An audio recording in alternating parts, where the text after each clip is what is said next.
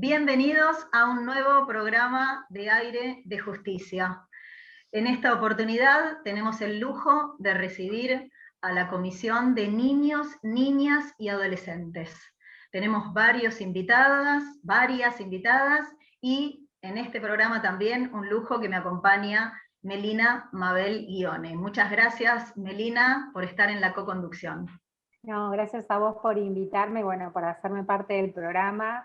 Bienvenidas a todas las compañeras de la Asociación de Abogados de la Comisión de Infancia. Bueno, yo soy parte de la comisión, para mí es un orgullo que nos acompañen hoy. Hoy nos acompaña la presidenta, la doctora Marina Vitieri, y la vicepresidenta, la doctora Elena Mendoza. También nos acompaña la doctora Magdalena Perillo, y también nos acompaña una amiga de la casa tan generosa, Nora Schulman. Bueno, gracias a todas por estar presentes el día de hoy. Hoy vamos a tocar un tema muy particular, hoy vamos a hablar de las niñas y como ¿no? de las niñas que fueron parte de una, digamos, que fueron expuestas a un terrorismo de Estado. Yo lo veo así, como una violación importante a los derechos humanos por parte del Estado paraguayo. Para eso nos acompaña Nora, el programa de hoy, y también nos acompaña Marina para contarnos cuáles son las actividades de la comisión que se están desarrollando en esta gestión, en su gestión, ¿no? Como presidenta de la Comisión de Niños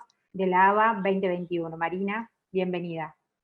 Bueno, hola a todos y todas, gracias acá a las compañeras por acompañar, gracias a Nora por aceptar la invitación.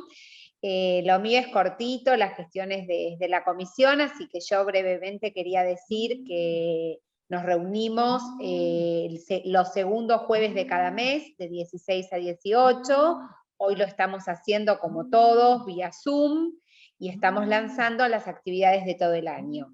Y quería referirme a dos posgrados que estamos trabajando en conjunto, que trabaja la ABA con la UBA. Nuestra comisión tiene dos posgrados, uno para el primer semestre y otro para el segundo, por supuesto ambos vinculados a infancia y con perspectiva de derechos humanos. El primer semestre vamos a trabajar sobre el sistema de protección integral y en el segundo semestre sobre abogados del niño. Toda esta información está en la página de la ABA para que la gente pueda consultar precios y modalidad de inscripción, que entiendo que ustedes después pasan todos esos datos formales, pero bueno, yo quería hacer esta breve presentación de nuestra comisión, de que se sume quien tenga ganas y le interese la temática de niños, niñas y adolescentes, por supuesto con una clara perspectiva de derechos humanos y de género, que estamos todos y todas invitadas, y bueno, y que se sumen también a nuestros posgrados, que para la asociación y para nosotros es un placer y un gran esfuerzo, así que bueno, las dejo con el programa. Le agradezco nuevamente a Nora y a todas ustedes que son mis compañeras por estar acá presentes. Muchas gracias, Marina. Muchas gracias. Muchísimas gracias. Bueno, ahora vamos entonces plenamente a comenzar el tema del programa, que como les comentaba, me gustaría que lo presente la co-conductora Melina Guione. Bueno, muchas gracias. Bueno, como les dije antes, nos acompaña Elena Mendoza, abogada integrante de la Comisión de Niñas, Niños y Adolescentes de la asociación. También nos acompaña la doctora Magdalena Perillo, pero principalmente hoy nos convoca a entrevistar a Nora Schulman, quien es licenciada en Trabajo Social y presidenta del Comité Argentino de Seguimiento y Aplicación de la Convención Internacional de los Derechos de Niñas, Niños y Adolescentes.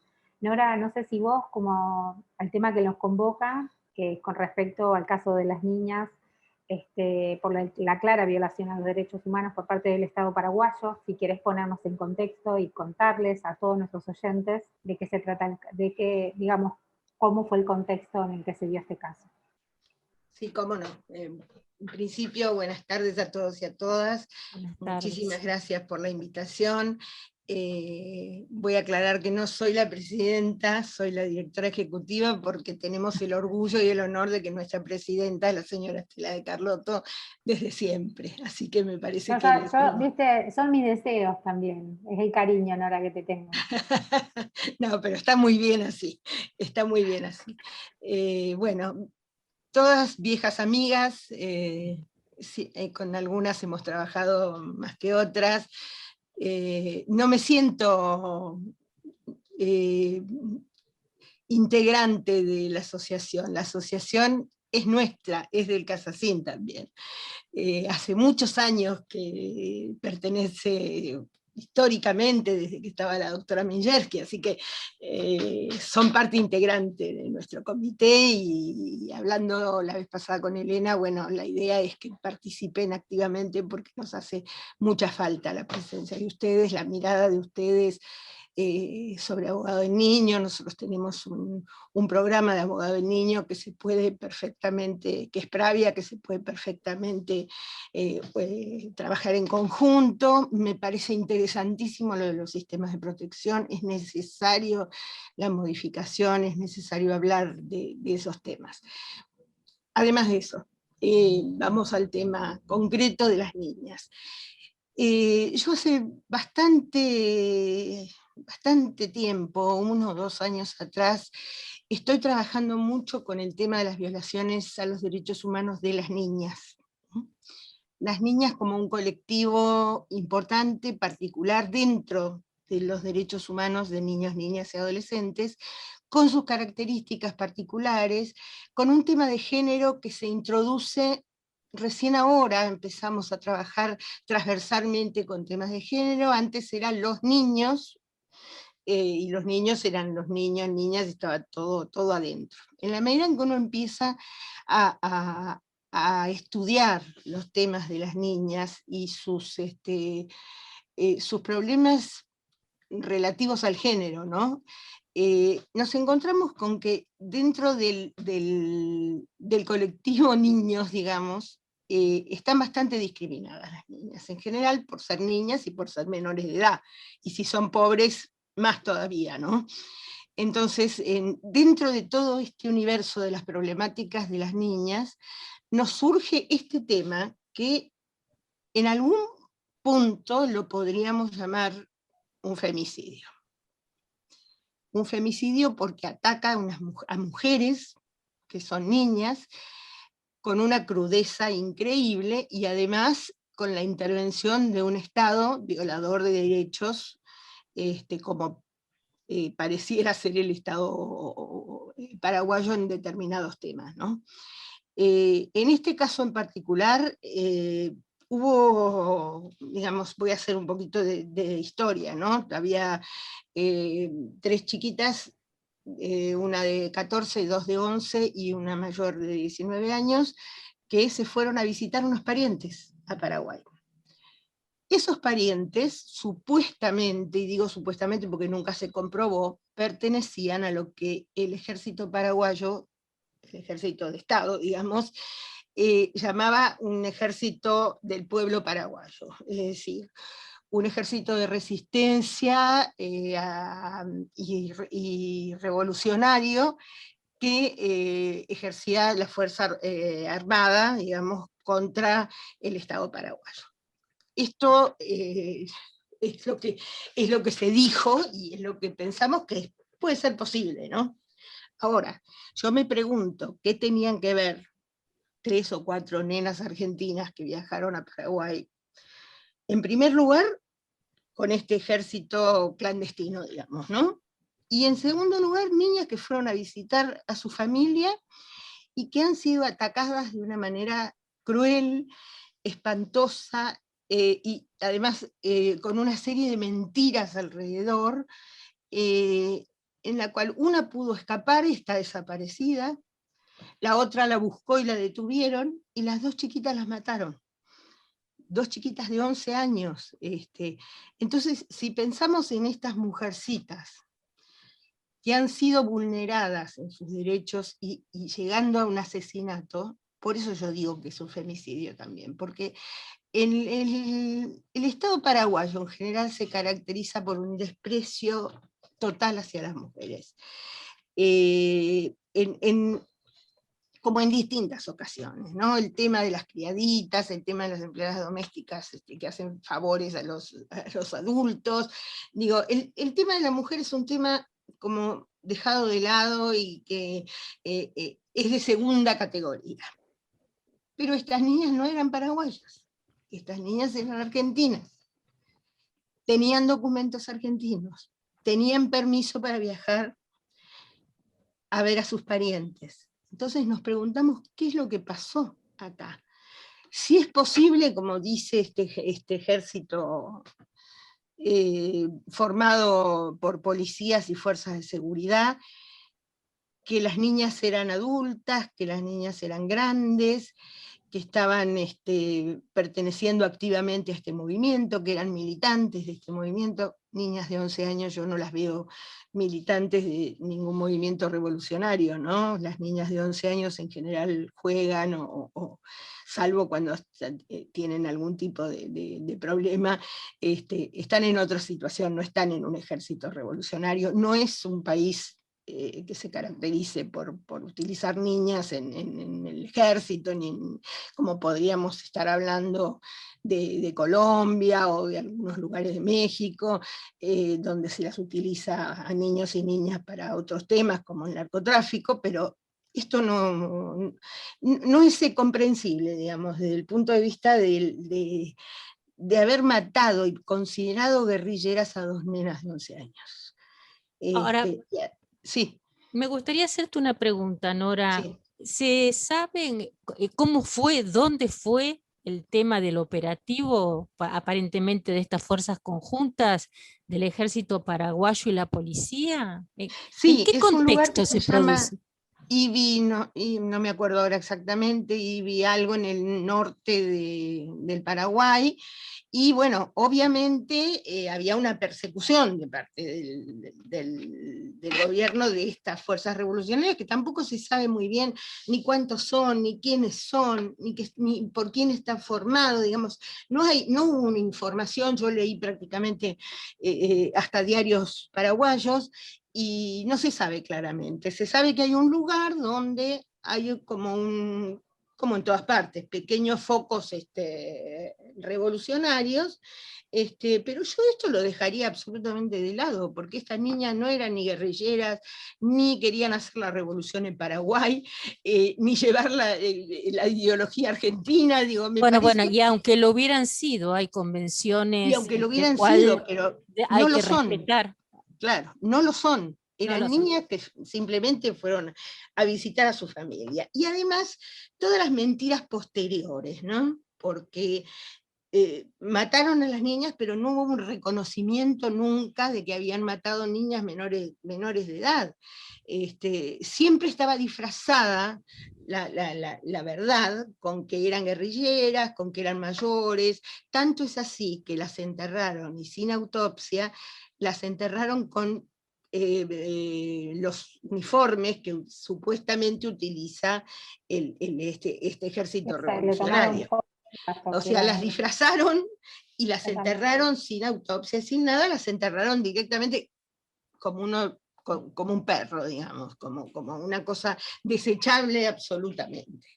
Ahora, yo lo que tengo que rescatar de todo esto es que hubo un fuerte movimiento en la Argentina en contra de esa situación. Hubo un movimiento en el que estuvo involucrada desde una gremial de abogados, el premio Nobel Adolfo Pérez Esquivel, estuvo la doctora Laura Tafetani trabajando muchísimo en esto, nosotros apoyamos su tarea, pero también hay una cuestión sumamente importante. Por otro lado, no dejaron entrar al equipo de antropología que pidió la Cancillería que el equipo de antropología forense argentino fuera a hacer la autopsia de las niñas, no lo permitieron, diciendo que las niñas tenían otra identidad, que no eran las que decían ser. Bueno, todo un Y también, perdón, que no eran de, argentinas, ¿no? eran Era uno de los... argentinas, que no Pero eran ellos argentinas, decían que no eran que argentinas, no eran cuestionaban la argentinas. documentación que había proveído Exactamente. Argentina. O sea, era todo un complejo de mentiras en la cual en la Argentina se sabía claramente qué es lo que, no qué es lo que había pasado, pero que habían sido violados los derechos y que habían sido asesinadas estas dos chiquitas. Intervino la Cancillería, intervino la Defensora de Niños, Niñas y Adolescentes de Argentina, intervino esta gremial de abogados de la provincia de Buenos Aires, nosotros también nos manifestamos, pero aparentemente, y a mí hay algo que me llama mucho la atención, y que es la poca consulta y la poca reacción que tuvieron los organismos de infancia de Paraguay. En Paraguay hay una red muy grande de protección de la infancia y muy calladitos.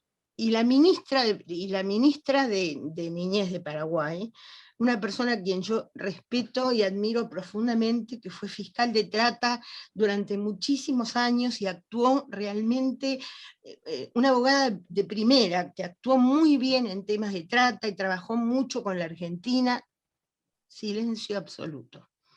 Digo, yo no sé si cuando determinadas personas ingresan a los estamentos públicos no hablan por su historia, hablan por el momento en el que les toca ser funcionarios, pero si uno recorre la historia de determinadas personas, bueno, ya, perdón, llama poderosamente la atención que haya pasado esto, ¿no? A las La verdad, niñas, sí.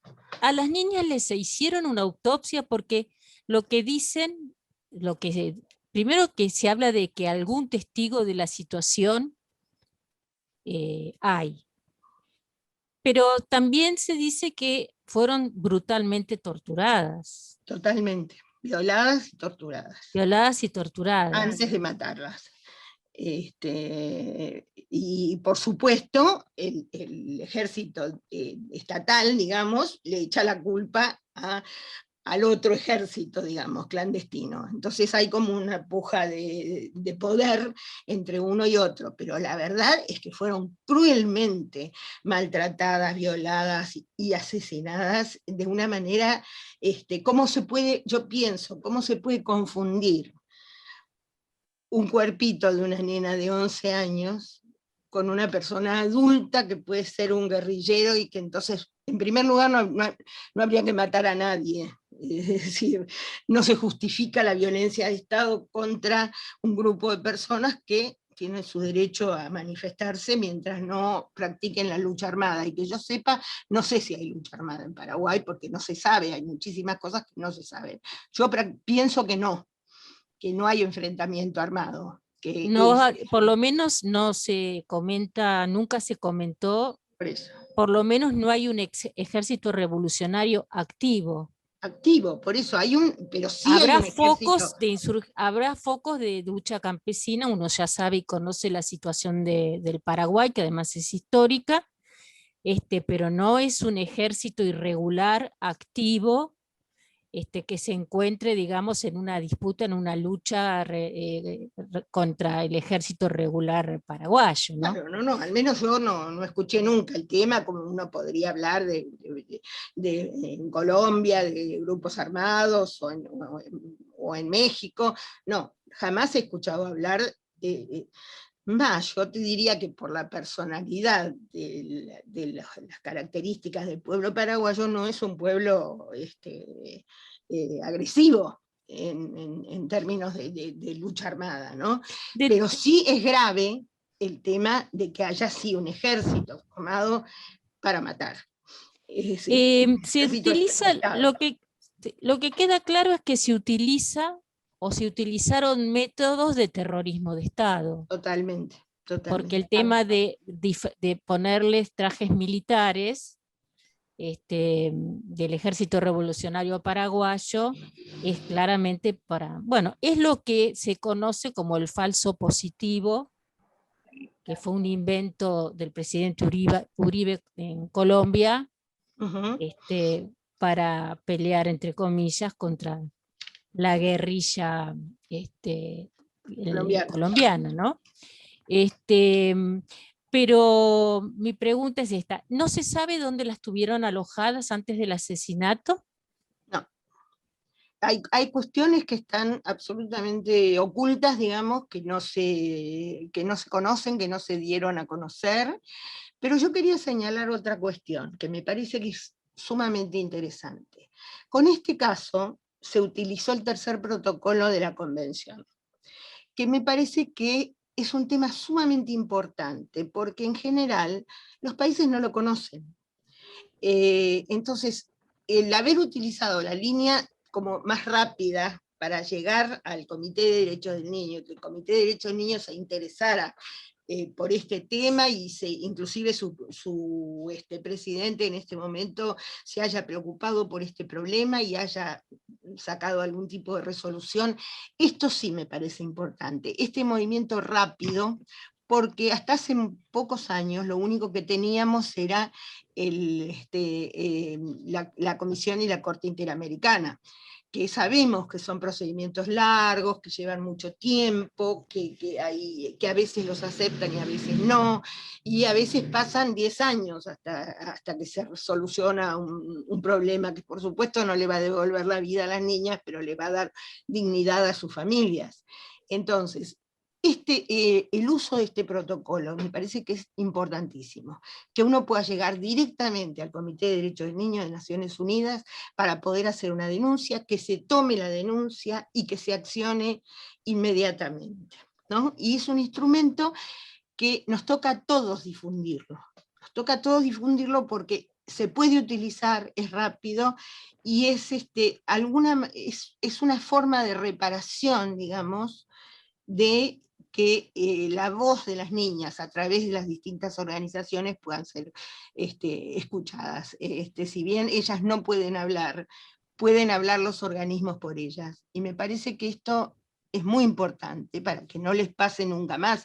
Nosotros tenemos una comunidad paraguaya enorme en la Argentina, que va y viene permanentemente a su país, o inclusive argentinos que son con antecedentes de familiares de Paraguay, que van y vienen permanentemente. Inclusive sabemos y hasta tenemos identificado que hay rutas de trata Paraguay-Argentina, digo, hay una cantidad de cuestiones, cruzamos el puente y estamos en Paraguay y no sabemos qué pasa cuando uno cruza el puente. En algún momento el comité trabajó, y fue muy interesante, en trabajar con las ciudades gemelas, con Brasil y con Paraguay.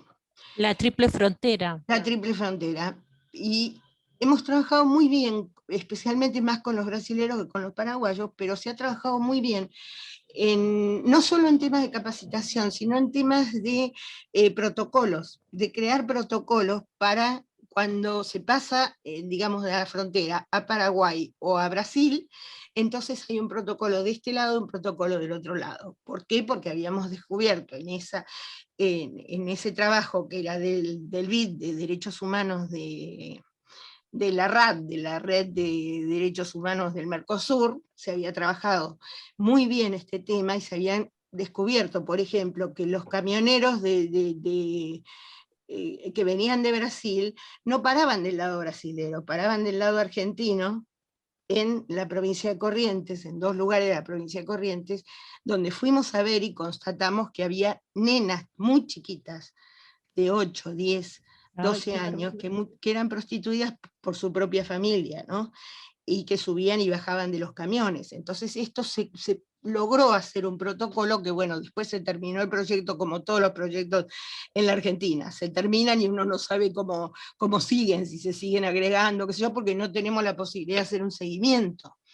Pero digo, esta situación está concatenada con este paso permanente que hay de Paraguay a Argentina. Entonces, no es tan difícil rastrear una situación que ha pasado en Paraguay cuando hay voluntad política. Acá obviamente no hay voluntad política del lado paraguayo como para aclarar estas cuestiones, y vamos a ver qué dice el Comité de Derechos del Niño con respecto a esto, o si hay algún tipo de sanción, aunque sea recomendación o alguna sanción, digamos, moral, por llamarlo de alguna manera, ante este episodio tan dramático, ¿no? Lo que pasa es que también, como todo en Argentina, pasaron 3 meses, nos pasaron tantas cosas, la pandemia y todo, que ya no sabemos qué pasó en el medio.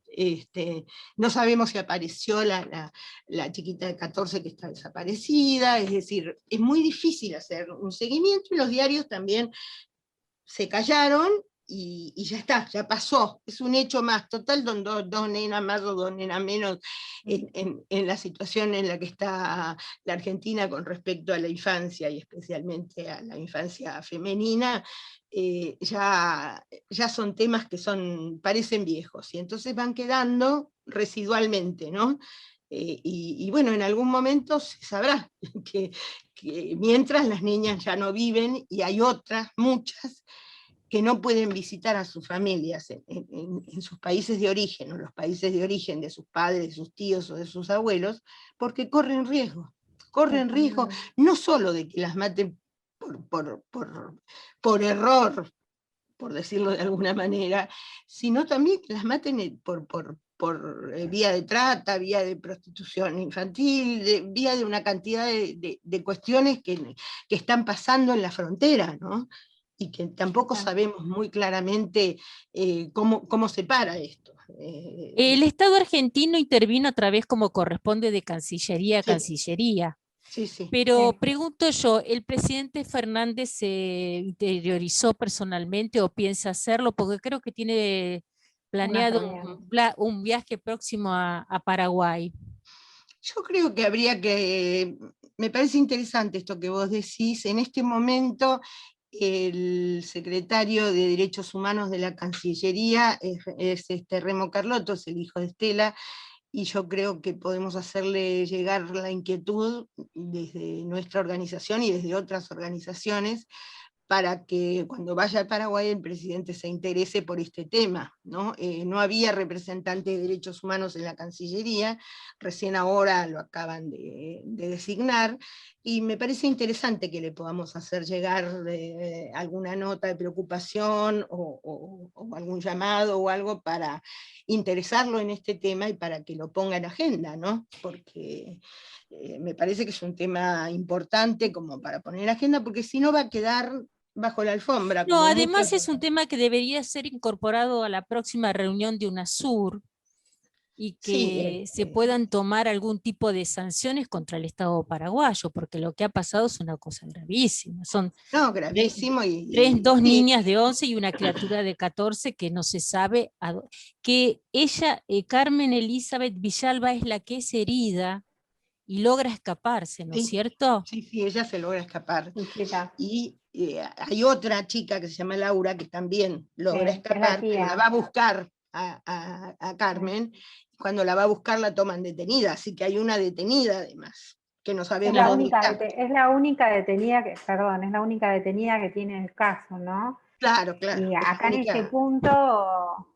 este punto Marisa Graham en enero, en febrero fue cuando tomó relevancia, ¿no? Sí. Cuando llegaron las 2 denuncias a las relatorías de la ONU, fue quien refirió que se debe insistir en que Laura Villalba y también las 3 sobrinas que sobrevivieron, ¿no?, a la operación del ejército, luego que lograron escaparse, que quedaron escondidas en el monte por 79 días, y que Luchita, no pudo ir con ellas porque estaba muy herida. Y cuando la fueron a buscar, no estaba más. Y esto todo en base a un testimonio de un vecino, por lo que se pudo saber, que fue un grupo de militares, que los grupos militares se la llevaron. También hay una testigo del caso que refirió lo mismo y que comentó de que Laura pudo huir. Laura es la única detenida del caso, que también se están tomando medidas con respecto a Laura, y que se hicieron varias campañas, la campaña Solidaridad, la campaña Denuncia Eran Niñas, junto con que se está acompañando a las familias y a las distintas organizaciones, ¿no?, que se han solidarizado y que han visibilizado esta situación, y que se ha ido adquiriendo relevancia internacional, teniendo en cuenta estas 2 denuncias que les dije antes en las relatorías de la ONU, y que también también hay un reclamo concreto que el gobierno argentino tiene que tomar una posición que no toma, ¿no?, que no es clara la posición ni tampoco contundente al respecto. Porque lo que se le está exigiendo al gobierno argentino es que participe con el fin de garantizar una investigación imparcial. Claro. ¿Sí?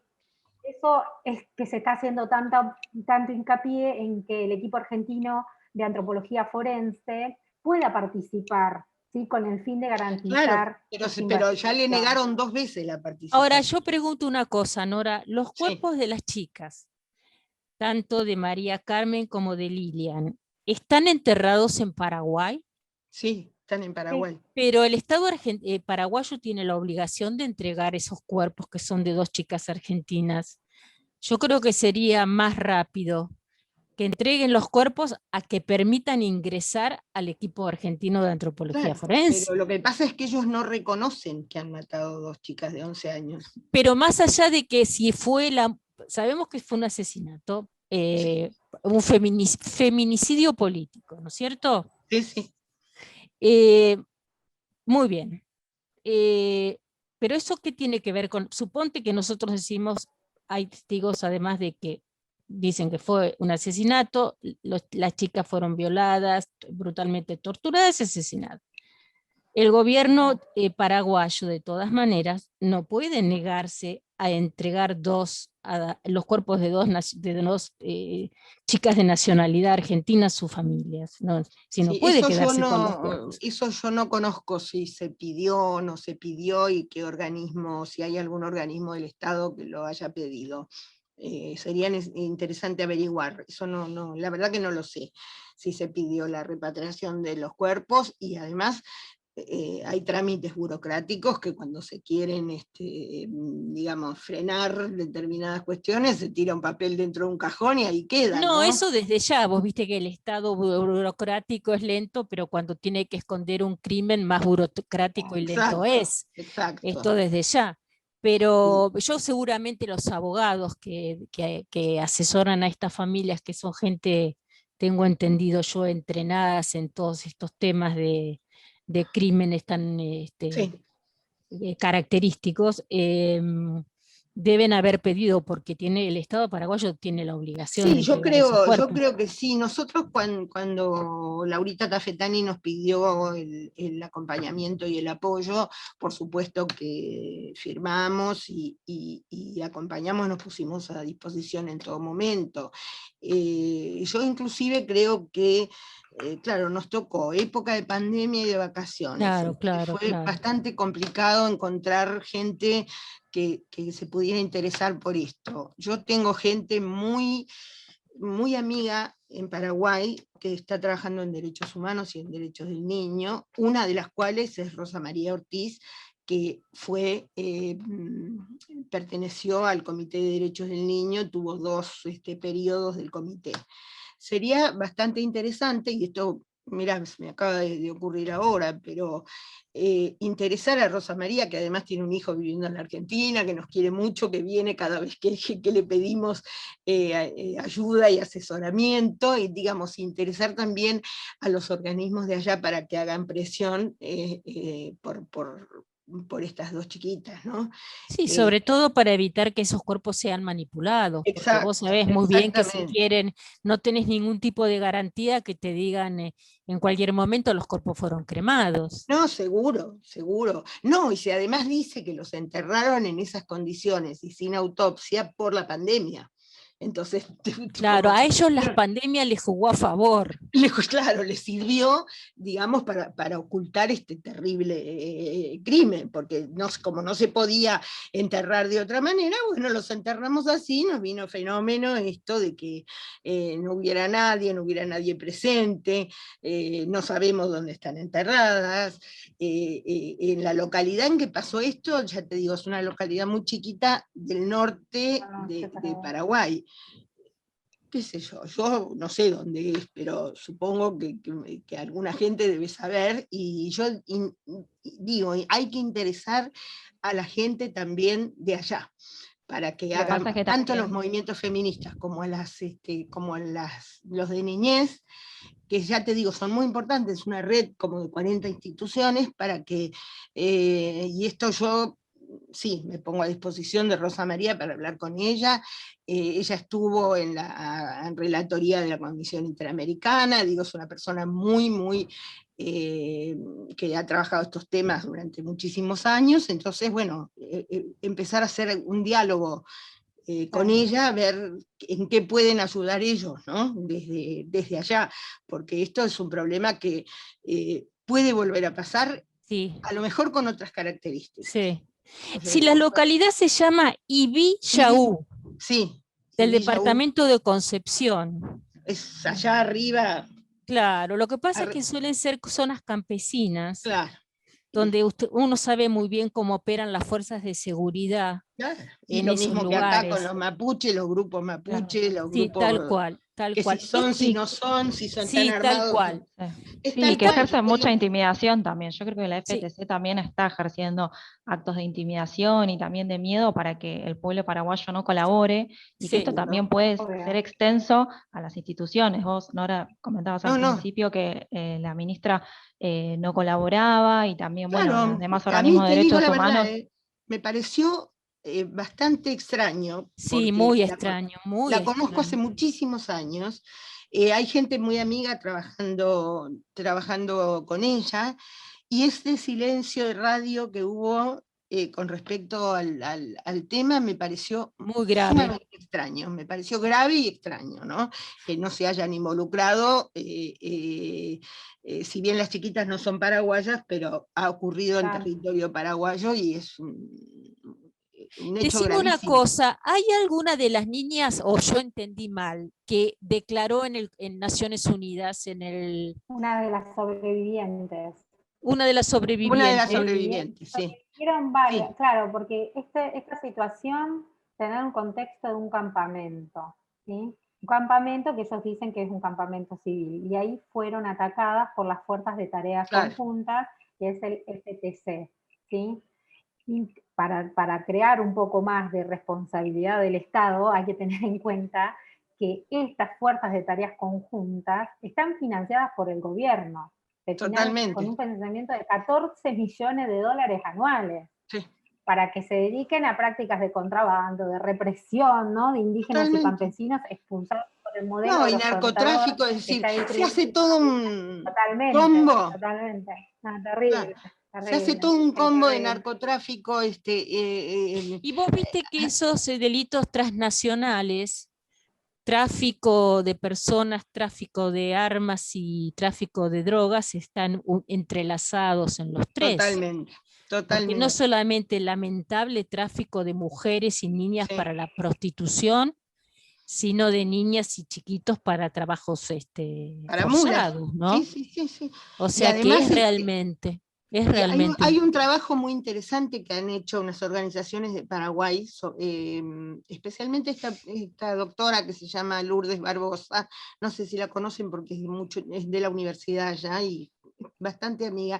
Ella hizo un trabajo sobre el tema de las chiquitas en servicio doméstico, ¿no?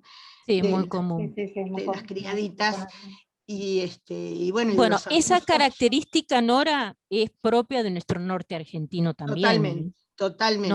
No es propiedad, no es patrimonio único del Paraguay, sino en nuestro norte argentino, la criada, y además por ejemplo, hay otra situación, y la comida. Claro, hay otra situación muy grave que es el tema no son matrimonios, pero formas de concubinato de niñas menores, muy menores, con hombres grandes, con hombres adultos. Y esto es absolutamente tolerado, tanto en el Paraguay como en el norte argentino, ¿no? Es decir, legalmente no existe el matrimonio infantil o el matrimonio... No, es claramente una violación a la ley, es un delito. Y un niño, pero sí los concubinatos ilegales. Creo que es un tema... hombre adulto... ¿Cómo? No, que te decía que quería decirte que me parece un tema muy interesante para desarrollar en otro programa. Es muy interesante. Ya se nos está acabando el tiempo tirano, pero también el tema del trabajo infantil, podemos volverte a invitar, porque bueno... Este es el año contra el trabajo infantil. Sí, lo hablamos. Movilizante, tal cual. Es un día, y aparte es un año muy movilizante para todos los activistas y que transitamos las infancias y que trabajamos en función de erradicar el trabajo infantil. Sí. Bueno, Nora, la verdad que fue un placer, siempre es un placer escucharte. Pero hacemos un replay de esto, ¿eh? Hacemos un replay porque hay tela para cortar y para hacer trabajo interesantísimo y y de Cuantas demás. veces quieran, porque... Muy la terrible verdad la que situación, muy terrible. El riesgo de ser mujer a es- en sí. cualquier franja etaria. Sí, yo creo que el tema de las Mujer, niñas, ahora las invito, pero las vamos a invitar formalmente porque estamos armando con un proyecto de la Unión Europea un seminario de género e infancia. Muy bien. Y este seminario va a ser presencial, de a poca gente, digamos, pero estamos trabajando muchísimo en eso, con metodologías TED y qué sé yo, porque como no se puede, era para ser presencial y con mucha gente, pero se va a hacer a fines de mayo, ya les va a llegar la invitación formal, pero me parece que es interesante que nos metamos en este tema, ¿no? En el tema de género y niñez, y dándole entidad a las niñas y a Sí, las además mujeres. desarrollar estrategias para que realmente haya una tutela judicial efectiva. Claro. Porque Bueno, si vamos a saber y vamos a tener algún tipo de sanción dentro de 10 años. Sí, no, claro, ya no sirve, ya no sirve para nada. Ya no nos sirve para nadie, Ya ni no nos para las sirve, ni le sirve a las víctimas, ni chicas para las... tampoco. No, ni para ni para que no vuelva a repetirse tampoco sirve. Claro, fíjate que una chiquita de más, que sea una niña madre a los 9 años, a los 10 años, obligada a parir a pesar de la ley del aborto, no lo podemos tolerar. Ya no más, digamos. Pero no puede podés tolerar además que la sociedad que la rodea, algunas instituciones, organicen este famoso comprado, imitado de no sé dónde, como se hace ahora los shower, Baby los shower. baby Sí, shower, los que me baby parece un disparate por donde lo mires. Y a estas chiquitas yo he tenido conocimiento de criaturas de 10, 11 años donde se las ha agasajado con sí, con esa una de celebración. ellas sé que era una iglesia evangélica. Bueno, pero nadie se Tucumán. horroriza porque hubo un abuso intrafamiliar ahí, ¿eh? Sí, en Tucumán, o no me acuerdo, en Jujuy creo.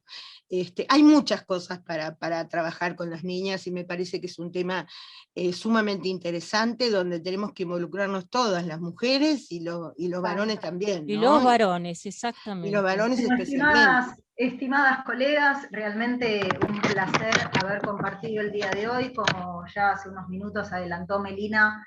Desgraciadamente voy a utilizar una frase trillada, y es que el tiempo es tirano. Realmente el agradecimiento es enorme desde Aire de Justicia, tanto por Melina Guione como quien le habla, María Inés Velasco. Estamos súper agradecidas de este programa tan interesante. Entendemos, como todas y cada una de ustedes ha dicho, que es un tema para jornadas, para seguir trabajando hacia una tutela efectiva. Así que muchas gracias a la colega Nora Schulman, a la doctora Elena Mendoza, a Magdalena Perillo. Muchísimas gracias, por supuesto, a la Comisión de Niños, Niñas y Adolescentes. Y gracias, Melina. Y desde Aire de Justicia cerramos el programa agradeciéndole a todos los que nos escuchan, a todos los que nos ven. Les deseamos una hermosa semana y nos vemos muy pronto. Muchas gracias. A ustedes, muchas gracias. Muchas gracias. A ustedes. Hasta luego. Hasta luego.